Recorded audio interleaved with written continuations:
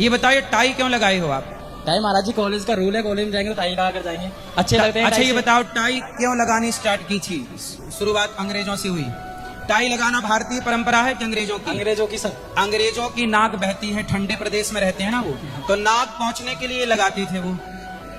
अब तुम्हारी नाक बहती है तो महाराज जी बिना टाई के कॉलेज में अंदर नहीं जाने देते हैं जो। तो सोचिए भारत कितना मूर्खता से गुजर रहा है कि जो नाक पहुंचने वाला कपड़ा था अंग्रेजों का, उसे आपने स्वीकार कर लिया और फैशन बना लिया।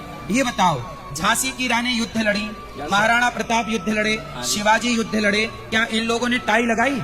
महाराज जी उनका पहनाव जो था वो अलग था। तो ये बताओ, भारत का ये जो आपने पहना है, ये भारत का पहनावा है कि अंग्रेजों का? ये तो अंग्रेजों का ही है। तो ये बताओ, जिन अंग्रेजों ने तुम्हारी बहन बेटियों के साथ बलात्कार किया, भारत को लूटा, उनका पहनावा कॉपी क्यों करना है? अपने शिवाजी का पहनावा कॉपी कर लो, अपने महाराणा प्रताप का पहनावा कॉपी कर लो। ये आपकी गलती नहीं है, ये भारत के सिस्टम को मैं बोल रहा हूँ।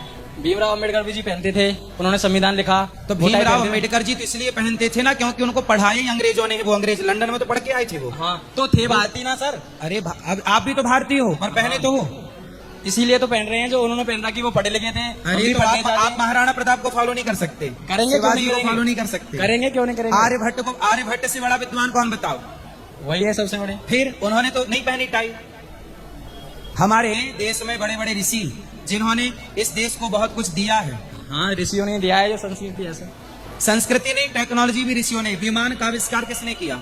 विमान का आविष्कार राइट ब्रदर्स ने किया था। 1903 में सफल परीक्षण हुआ था, लेकिन उसके पहले भारत के एक वैज्ञानिक हुए हैं दलपति जी, और उनसे भी पहले भरद्वाज ऋषि हुए हैं। हमारे ऋषि मुनियों ने ये विमान दिए हैं, पर ये मानने को तैयार नहीं है आज के लोग।